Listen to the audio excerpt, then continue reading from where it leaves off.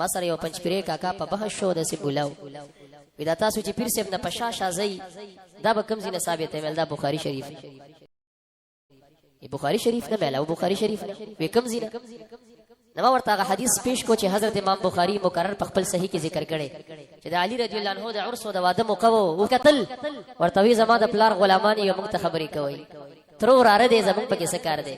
صحابي دې اترې دي موږ په کې څه نشو ویلې مبارک پوه شو چې دې په حالت د نشه کې دی فرجع القهقرا پرست رست تیروان پاتې شو تعظیمن پرست رست چانتلل بخاری شریف کې دی د قباء د مسجد سره صحابه خپلو کې جنگ کړو نبی علیہ الصلوۃ والسلام دغه صلح تلاړې دلته مسجد نبوي صلی الله علیه وسلم کې د جمع ټیم پوره شوی بلال صاحب ابوبکر صدیق صاحب ته وی چې مبارک خوالته لیټ شو په جرګه کې جمع نه راکې وی کستا خو خو اقامت کې زب جمع در کم کنه جمع ته ابوبکر صدیق رضی الله عنه وړاندې شو جمع ودرېدا یو رکعت نیم شوی او نبی علیہ السلام را ورسېدو صحابه اغي تصفیق شروع کو التسبیح للرجال والتصفیق للنساء مخکې خو بزنانه مساجد ته راوتلې کله به چې امام صحو شو او نارینه به خبر نشو نو زنانو د پاره حکم دو چې امام ته لقمه فتح ورکوي دا یو لاس بل لاس ته راګزار کوي او په دې طریقې سره امام ته فتح ورکوي چې خطا شوی او نارینه به سبحان الله تسبیح سره فتح ورکوي اوس دغه صحابو چې نبی له سلام راغی صدیق صاحب ته چې لقمه فتح ورکوي نو دې تصفیق لاس پړکول سره هغه ته خبر ورکولو او هغه دغه د مرس طریقه دا و چې مانځ کې به اخوا دی خو نه کتل سیوا د سجدي د زینه او دغه طریقه خه طریقه د اوس مکتب دی امر هم شوی فلما اکثر التصفیق چې د رست مقتدیانو صحابو دا لاس پړکول ډیر کړل ابو بکر صدیق صاحب دسترګو په دې ګډ د مخکی صف ته وکتل مبارک صلی الله علیه وسلم ولیدو د فرج القهقرا مبارک ورته لاس خوځي چې مصلی باندې ودرېګا جمع پوره کا خو هغه دغه د تعظیم د پاره مصلی پرې خو د اول صف ته تعظیمنی رجوع قهقرا کړی دا عقیدہ اسلامی درنا د دیوبند د مسلک حنفی پوینا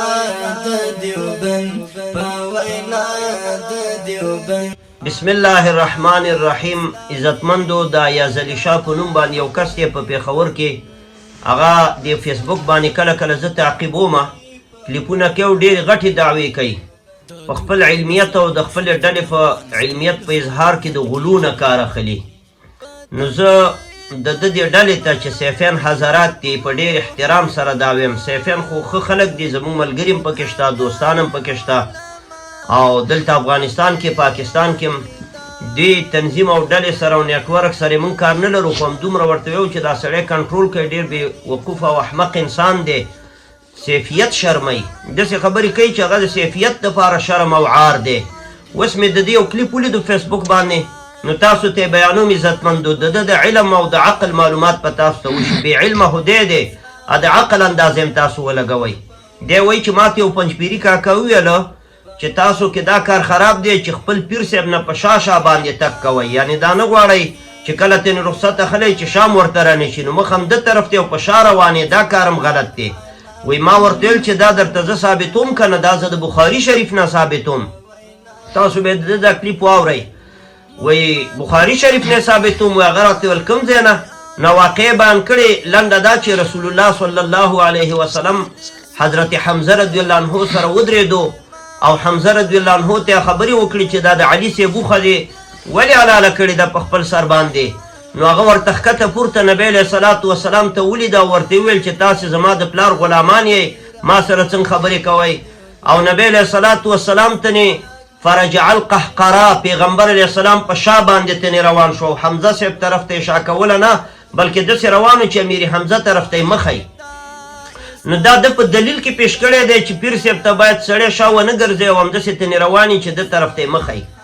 نو د ده بې عقلي او بې علمي د دې خبرې نه څومره واضحه شو دا حدیث واقعي چې امام بخاري صاحب په کتاب المغازي کې راغستی دی خو تاسو د ده بې عقلۍ ته وګورئ دا دلیل په داسې طریقه باندې راوړي چې لا یستلزم مدعا د ده ترې نه ثابتېږي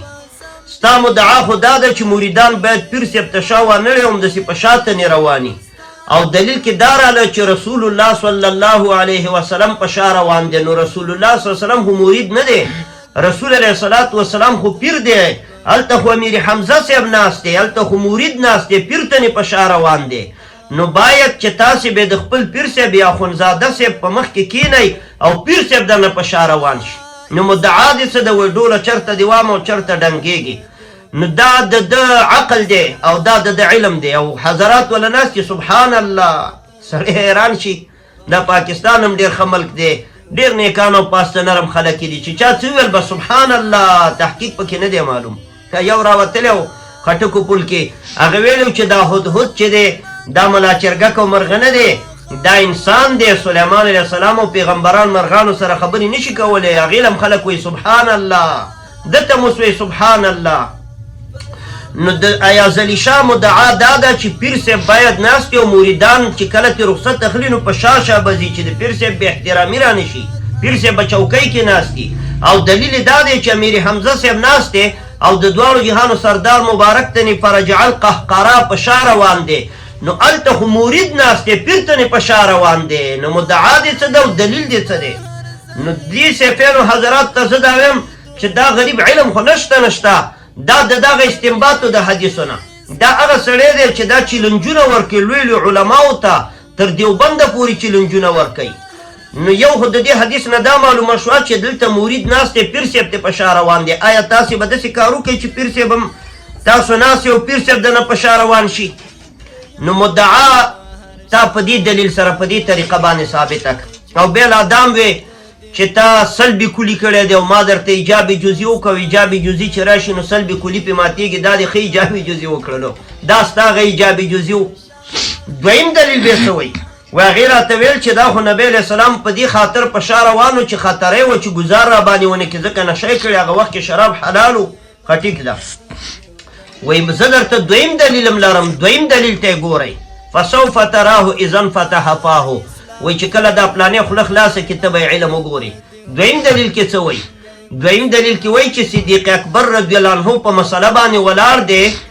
او د دواړو جهانو سردار مبارک د قبا په مقام کې صحابو څه لانجه کړې وه، هلته لږ معطل شو. کله چې جمع ته راورسېدو ابوبکر صدیق صاحب جمع له مخکې شوی او صحابه کرام ورپسې ولاړ دي. نو د دواړو جهانو سردار مبارک چې اول صف ته راورسېدلو نو صحابو تصفیق وکړو، لاسونه وټکول. نو ابوبکر صدیق پوه شولو چې د سستر ګلانې اول صف ته راولید د مسلې نه. نو فرجع قهقریا. نو صدیق اکبر په شا باندې راغی. وګوره دلته هم په شا تک ثابت شو. دلته اوس د حماقت ته وګوره دا څه ګډې وډې وایي. نو مطلب یې دا دی چې پیغمبر له یا محترم سړي ته باید شا وانړی مخامخ ته لاړ شي. نو تاسې سوچ وکړئ عزتمندو که چا کې عقل دي حدیث ته دې لږ وګوري. ابوبکر صدیق صاحب چې په مسله ولاړ دی او رحمت للعالمین شالس اول سب کې ولاړ دی. نو ابوبکر چې په شا لاړو نو دلته خو نبی علیه السلام ته شا راله که نه؟ نبی علیه السلام ته خو مخه رانله، باید چې بیا راګرځېدلی وی او داسې مخامخ ورغلی وی. دې باندې خو پوهېږئ که نه؟ دې خبرې ته فکر وکئ. تاسو دا تصور ځان سره وکئ چې اول سب کې مقتدي ولاړ یو امام په مسلې او دا امام په شا باندې راشي قهقریا راشي. نو هغه وروسته مقتدي ته شا راځي که مخه راځي؟ نو چې پیغمبر علیه الصلاة والسلام په اول سب کې ولاړ دی او قبلې ته یې مخه ده او بکر صدیق په مسله ولاړ دی او د دم قبلې ته مخه ده او ابوبکر په شا روان شو. نو دا خو رسول الله مبارک ته شا واړوله، دا خو قصدن عمدن نبی علیه السلام ته شا واړوله. نو دی وله مخه واړوله که شا یې واړوله؟ مدعا دې دا ده چې باید سړی پیر صاحب ته شا وانړی مخه واړی. نو باید چې ابوبکر بې قبلې ته شا کړی و داسې مخامخ سب ته راغلی وی، خو په دې وجه باندې رانغی چې قبلې ته شا رانه شي. یعنې صدیق اکبر رضی الله عنه چې دا په شا و قهقریین راغی په دې خاطر چې مانځه کې چېرته قبلې ته شا رانه شي د نبی علیه الصلاة والسلام مبارک په خاطر باندې نه، بلکې نبی علیه السلام ته خو یې شا کړل او په شا باندې ور روان دی. نو دا څه ګډې وډې ته وی؟ دا خو په هغه صورت کې نبی علیه السلام ته شا نه راتلی که نبی علیه السلام د ابوبکر صاحب نه مخکې تللی وی، د مسلې مخکې ولاړ وی، نو دا بیا په شا تللی او د مسلې مخکې چېرته څوک ودرېږي داسې څوک کوي چې ابوبکر دې په مانځه باندې په مسله ولاړ او د الله پیغمبر دې ورته مخکې ودرېږي، دا دې بیا تنې په شا روانې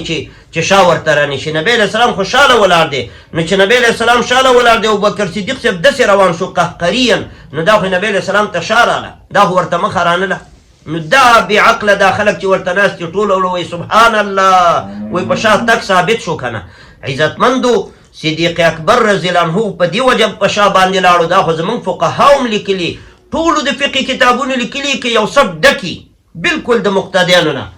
او یو کس مقتدي راشي شاله سب کې ورسره بل ملګری نه نو یوازې منفردن سب کې ودرېده جایز نه دي نو اشاره به وکړي یو سړی به سب نه راوروسته کړي نو هغه سړی چې راوروسته کېږي نو قهقریین به راځي په شا به راځي یا په دې خاطر نه چې ته پیر صاحب تاله به په شا راځي هغه په دې خاطر به په شا راځي چې قبلې ته یې شا رانشي نو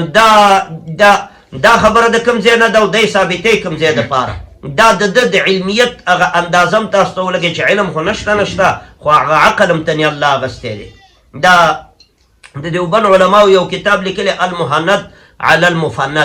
نو یعنی هندي توره د بېوقوف په څټ باندې مراد یې احمد رضا خان بریلوي صاحب دی چې د ده په ورمیږ باندې د